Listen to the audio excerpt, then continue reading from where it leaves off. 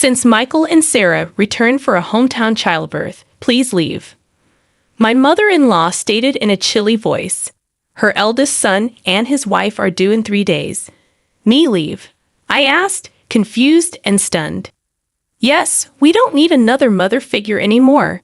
You've been redundant for a while now. Michael and his family will be living here, so make sure you're out by tomorrow, she continued. I knew I was never truly accepted into the family since the day I got married. Treated as a wife, never did I imagine they would tell me to leave. You barren failure, you were allowed to experience raising a child. Be grateful. We have no obligation to support you anymore. It seems like Simon is tired of you too. What's Simon to? I gulped down my saliva. If it's not a conspiracy between my mother-in-law and Michael, then I don't need to stand in ceremony with my husband anymore. Foolish to drive me out, but it was my mother-in-law who ignited this. What happens to this house now is none of my concern. May they face the reality they have ignored squarely. Personally, I'm Anna Thompson, 45 years old, living with my husband and mother-in-law in a popular area close to the station. The access to the city center is superb. When house hunting, my picky husband, recently promoted to a managerial position, insisted on a spacious apartment. The rent was steep, but the space and rooms made it worth the stretch. My husband, Simon, 8 years my senior, a divorce I met through a friend's introduction. Comforted by the enveloping kindness unique to an older man, we decided to get married after 2 years of dating. Even when I told him about my infertility due to past illness, his affection did not waver. Likewise, my feelings remained unchanged when I learned of the circumstances he carried. My husband had a son named Michael from his previous marriage. I'm truly sorry to ask you, who have never been married, to live with my parents and son. I won't make you suffer. I'll ensure you're happy. That was the promise he made to me. To prevent me from feeling suffocated, my husband suggested moving to a spacious apartment where I could have my own room. Michael, turning 10 this year, won't need much care with my mom around. You don't have to push yourself. After his divorce, my husband got help with childcare from his parents at their home. A few years later, Simon's father passed away in an accident, and it seems his mother took over as Michael's caretaker. From the first meeting, Michael wouldn't even make eye contact with me. I thought it might be his shy nature, approaching a difficult age, so I didn't worry. As long as they accepted me as a member of the household, I was content. My mother-in-law was a quiet and refined person. When I visited to formally introduce myself after our engagement, she treated me with such politeness that I thought we would get along fine living together. I'll continue to prepare the meals as I have been. Simon comes home late, so it's okay if we eat at different times, right, Anna? I'll leave the cleaning and laundry to you. All right, let's work well together. After getting married, I switched from a full-time employee at the pharmacy to a part-timer due to the division of household chores. I started work a bit later in the morning, so I wouldn't get home until nearly 8 p.m. Dinner was always ready when I arrived, making me feel good about living together. My mother-in-law and Michael usually had dinner before I got home, so I was always eating alone. Even after getting married, I sometimes felt a sense of, is this it? But I came to accept that this was our family style. From the beginning, my mother-in-law never really liked me and didn't consider me part of the family at all. Michael, the school's activity day is before summer, right? When is it? We're all going to see you. Sometime after getting married, I tried to break the ice with Michael, who still hadn't warmed up to me. No, as Michael faltered, my mother-in-law interjected, we'll go there. Just Simon and me. Anna, you don't need to worry about it. I misunderstood her words, thinking she was just being considerate. I can get the day off work. Let's all go together. You don't need that. You're Simon's wife. And mixed family has always been just Simon and me. I was quite shocked when I brought it up with my husband at night. He said, Mom's been clinging to Michael. She probably thinks you're trying to take him away. I'll talk to her eventually. I began to join as a mother at the activity day, but Michael and I rarely spent any time together outside of school events. Sometimes I could tell Michael wanted to say something, but my mother-in-law always cut in between us. I later found out that she had been bad-mouthing me to Michael. Anna said she could be happy with Simon if Michael weren't around. She's a terrible person. Dad must be deceived by her too. If a boy in his formative years hears such things, it wouldn't be strange for him to distrust me. It was a sickening story, but at that time, I hadn't imagined that my mother-in-law could do such a thing. After graduating high school, Michael immediately moved in with his girlfriend and left home. As soon as he started college, a year after he started working, he married her without a ceremony.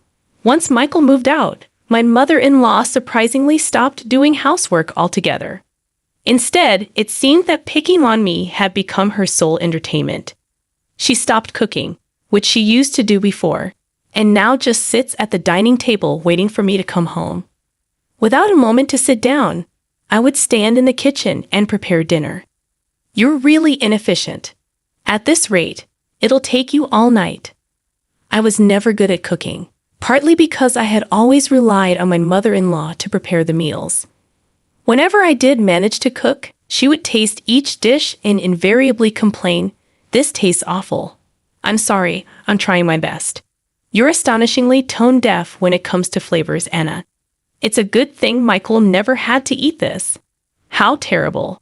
If she thought so, she might as well make it herself. But it seemed she just wanted to complain to me, not just about the meals, but she started nitpicking everything from the cleaning I never used to do to the laundry. Why are there so many wrinkles on the laundry? You have to vacuum every nook and cranny. You really can't do anything right. Didn't your family teach you anything? With that, my mother-in-law sighed while looking at me being belittled. Even about my family, I clenched my fists in frustration. I don't know how you won over Simon, but I can't see much charm in you as a woman. And she always concluded with the same line, "If you hadn't come, Michael would have never left." I understood that there was a gaping hole in her heart since Michael had left. Maybe it was what they call empty nest syndrome. If taking it out on me made her feel better, that's what I told myself to endure it. But her bullying took on new energy after a certain event. That event was the pregnancy announcement for Michael's wife, Sarah. The joy my mother-in-law exhibited was unlike anything I had seen before. It's Michael's baby. It's bound to be adorable. Yeah, he'll be my first grandchild. Watching the two of them rejoice, I was happy too. But my mother-in-law's excitement was beyond normal, probably because Michael asked her, "Grandma, can Sarah have our baby at your place?" Sarah's family home is an hour away by plane, and since they have no one else to rely on here, they turn to us for help. Of course, my mother-in-law wouldn't dream of turning down Michael's request. The phone calls from Michael started to become frequent, and her excitement went through the roof. The next day after getting the news, she started preparing enthusiastically. From cleaning out Michael's room to preparing the bedding and making a list of baby items, it was like she had great-grandchild fever. Naturally, I had to get involved too. When I returned from work, "Anna, I vacuumed Michael's room, so you need to wipe the floors and the windows and please wax them too. This weekend we're going to the department store to look at baby cribs." Cleaning and waxing at night was tough, especially after a long day at work. If I even thought about cutting corners, I'd be told to do it over again. Moreover, my mother-in-law started asking for money, and before I knew it, the house was overflowing with baby stuff. "Anna, I need you to withdraw some money tomorrow. There are things I want to get ready for the baby again. Isn't it wasteful to prepare so much when Sarah and Michael haven't even arrived? Shouldn't we wait and choose together with them?" I had wanted to meet my mother-in-law's requests, but I was troubled by the relentless spending. How can you be so cold? It's Simon's grandchild. Oh, that's right. You're not related to Michael by blood. You don't care, do you? That's not true. Please don't say that. I just thought Sarah might want to pick things out herself. Wouldn't you want to choose things for your own child? Perhaps because I was making a valid point, my mother-in-law glared at me sharply. I immediately thought I had gone too far, but it was too late. Without a word, my mother-in-law went back to her room looking upset. I did reflect on it, but I was also shocked to be spoken about in such a way. regarding Michael. The next morning, my mother-in-law didn't come out of her room, perhaps still angry. Simon had a 3-day business trip starting that day, so he just called out, "I'm leaving," through her door. Please don't throw cold water on Mom's great-grandchild fever. She hasn't been the same since Michael left. You were worried too, right? I was. But if we spend all our money like this, we'll have nothing left when Michael and Sarah arrive, right? Simon's face immediately turned sour. Are you saying my earnings are too low? That's not what I'm saying at all, Simon just said, "Fine," and left with a look of dissatisfaction. Discussions about money always end up like this. Since I'm the one managing our finances, I can't help but think ahead. Of course, there's a reason for that. We've been married for 13 years. Simon has provided me with a very comfortable life.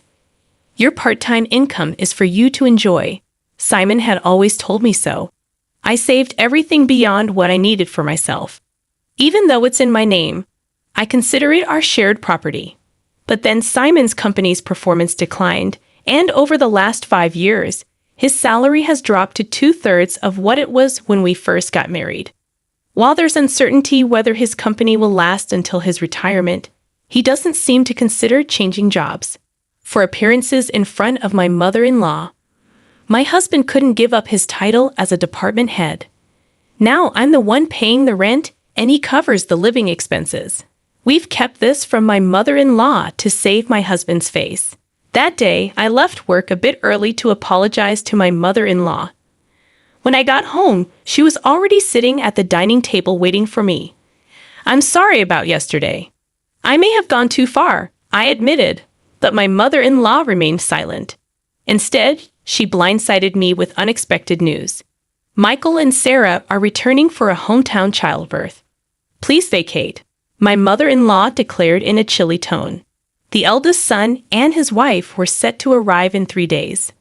Perplexed and stunned, I asked, "I have to leave." She affirmed, "Yes, we don't need another mother figure anymore. You've been redundant for a while. Michael and his family will be living here. Make sure you're out by tomorrow." The realization hit me hard. I had never truly been accepted into the family since the day I got married. I had always been treated as an outsider. The news of Michael's return for the birth made it clear. "You barren failure," my mother-in-law continued. "You are allowed to experience raising a child. Be grateful. We have no obligation to support you anymore. It seems like Simon is tired of you too. Maybe he's getting along well with a new girlfriend by now." Shocked, I gulped down my saliva, contemplating the possibility of my relationship with my husband growing distant. Could this be a trap I fell into, thinking my husband would never? I remembered that, up until a year ago, he never had overnight business trips. "All right, I'll eat out tonight," I said, grabbing my bag and leaving the house to walk aimlessly. I needed to calm my severely shaken heart. Worried about my husband, I tried calling his cell phone despite my mother-in-law's words. I still wanted to talk to him, but he didn't answer, no matter how many times I rang. I dialed his office, only to learn that he had taken a couple of days off. My mother-in-law's words began to ring more true. Could he really be on a trip with another woman?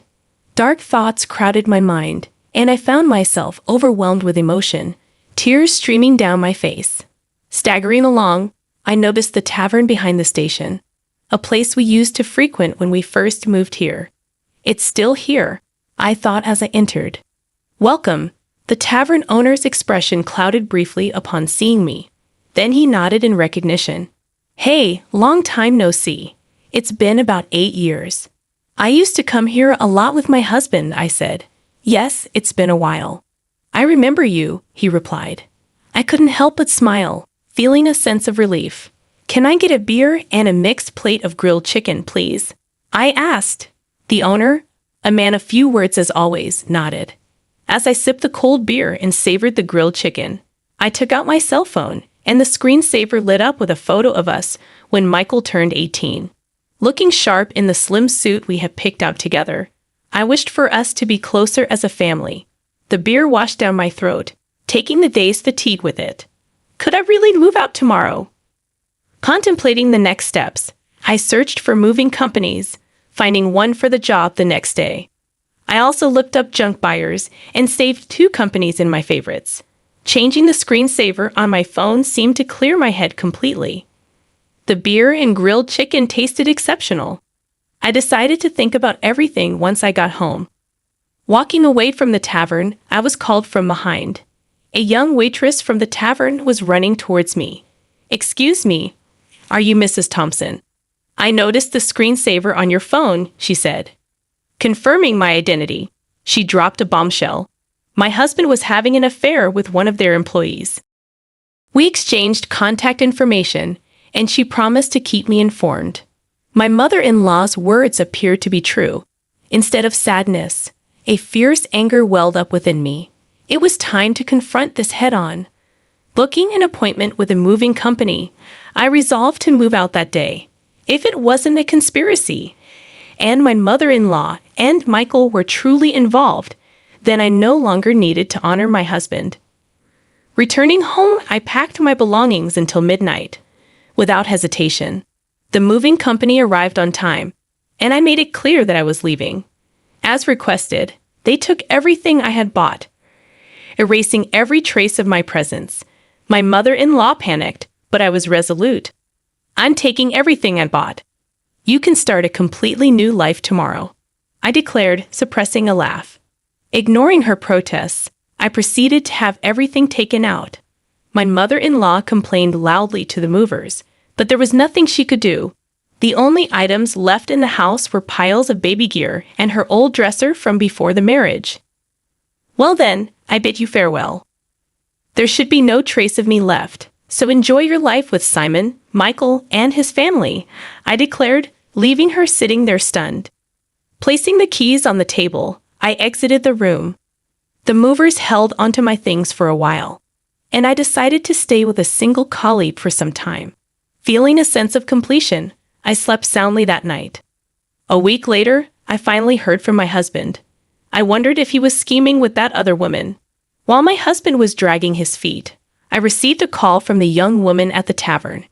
"Got a good shot, so I'll send it to you." In the photo, my husband was chatting up a not-so-young woman at the tavern. Maybe out of a sense of justice, the young woman must have followed them after they closed. There was also a photo attached of the 2 entering a hotel.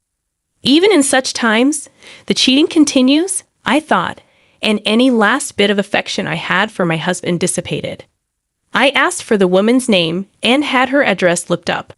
The next day, armed with all the evidence of the affair, my husband called. "Anna, where are you? Michael and his family are here too. Aren't you going to come home soon?" "No, I'm not coming back. Your mom told me to leave. I'm done here. Michael and his family are going to live with you now, right?" I knew it. Michael and his family were out of money and looking to crash at our place. I heard that after graduating from a vocational school, they've been hopping from job to job, and now they're working part-time. "No. I want you back, Anna. I went to the pharmacy, and they said you're off for a bit. Got a place to crash?" "Yeah, I'm fine. So don't worry about me. Your mom and Michael didn't like me, right? I reckon they're happy to have the place to themselves without me around." My snide comment left my husband speechless. He knew his mother and Michael never accepted me as family, but pretended not to see it. "Well, all right. I have something to say, so I'll come back there once," my husband replied with a relieved please in his voice. Days later, I returned to the house for the first time in a long while. Some new pieces of furniture and appliances were inside. When Michael and Sarah saw me, they just nodded from their seats on the sofa without getting up. As I took a seat, my mother-in-law glared at me with a scary look on her face. The atmosphere was tense, and just as I thought to get things done and leave quickly, Michael spoke up. "What are you doing here? You took everything from the house. What kind of monster does that? Dad's been supporting you, and you've had it easy." I sighed. "I took everything because I paid for it. I wanted to remove all traces of me, just as you wanted, right? That's crazy, right? There's no way you could afford all that just working part-time at the pharmacy," my husband said. When I glanced at him, he started talking as if he'd resigned himself. We've been getting by on what Anna and I both make for a little while now. Then the stuff you took should be both yours." Instead of my speechless husband, I decided to speak up. Simon's company has been doing poorly, and his salary plummeted. That's why, for the past 5 years, I've been covering what's missing. But that wasn't enough, and now I'm the one paying our rent. My mother-in-law looked at my husband with surprise. "I'm not just a part-timer, I'm a part-time pharmacist, and the pay is quite good. I'm making more than Simon now." At my words, my husband awkwardly looked away. My mother-in-law's eyes were frantically shifting between my husband and me. "From now on, Michael, you'll be paying the rent. You're going to live here, right? After all the help your grandma's given, it's time for you to take care of her." Michael looked at me with a shocked expression. When I dropped the news suddenly, "Rent? How much is it?" he asked. "It's $5,600. Good luck, since it seems my role as a mother is over. I don't have an obligation to take care of you anymore. Pull yourself together. You're going to be a father soon." Michael murmured with a shake of his head, "That's impossible." It was Sarah who raised her voice upon hearing this. "Wait, $5,600? Weren't we supposed to live here for free, covering rent and living expenses?" I almost burst out laughing. "Don't worry, Sarah. You can move to a cheaper place. Simon still makes a decent salary." Hearing this, Sarah's face relaxed a bit. "Oh, since I'll be leaving you, Simon, life might still get tough with your mistress, huh?" At that, Sarah finally broke down in tears. It was my husband who panicked. "What? What are you talking about?" Sarah replied, "Oh, your mother told me about the new woman. I guess it's time to end my role as a wife too. My husband must think there's no evidence. Indeed, it hasn't even been 10 days since I left the house. Wouldn't that hurt Mary if she heard you? Well, I'll get in touch about that later." At the mention of Mary's name, my husband jolted, realizing that I knew everything. He held his head inside. This is not the atmosphere to write a divorce paper. "Well then, I'll be going now. Please talk to me further through a lawyer." Neither my husband Simon nor Michael said anything more, staying silent as I grabbed my bag and stood up. My mother-in-law stood up simultaneously, slamming her hands on the table. She yelled with a voice too strong for an elderly woman. "What the hell? It's all your fault our home is in shambles." I was instantly irritated. "It was you who told me to leave. It was you who said Simon had another woman. And you interfered with my relationship with Michael. Everything was you." I felt a surge of heat in my chest. I regretted not being more assertive with my relationship with Michael, not holding back because of my mother-in-law. "Michael has nothing to do with this. It's time for you to step up, Simon. He's going through a hard time. You should support him as his wife, take responsibility as a family member." What is she even talking about? If she hadn't called Michael back home, if she hadn't hinted at Simon's affair, I would still happily support Simon and this home I always believed in and supported. "Simon, where are you? Michael, why are you still here?" It's all her fault. My mother-in-law's lips tightened into a line, and she was trembling. I slipped past the silent mother-in-law and quickly left the room. Afterward, Simon agreed to the divorce rather easily. It seems my determination was strong, and he couldn't counter the evidence of the affair. Shortly after, it seemed like they started the process of moving out of the apartment. In the end, Michael and Sarah went back to their apartment and never lived with the mother-in-law. Simon seems to be considering remarriage, but Mary was furious over the alimony and his request for her to live with his mother. I've heard they're considering whether to place my mother-in-law in a care facility.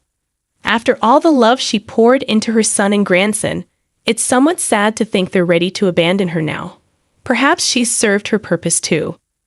If my mother-in-law had said nothing back then, and it had just been a simple trip home for childbirth, maybe we would still be living together. After the divorce, Michael sent me an apology letter. He wrote about how, as a child, he really wanted to be more spoiled, how he couldn't talk to me because his grandma disliked it, and how happy he was when I attended school events. Maybe I should have reached out more, perhaps then. We could have built a different relationship. Even though our relationship has ended, I quietly pray for Michael's happiness in life. I've returned to work as a pharmacist and quickly rented an apartment close to my workplace. I don't feel good about keeping the furniture and appliances I took with me, so I had them all picked up and disposed of by a junk removal service. Life without my mother-in-law's harassment is peaceful and comfortable.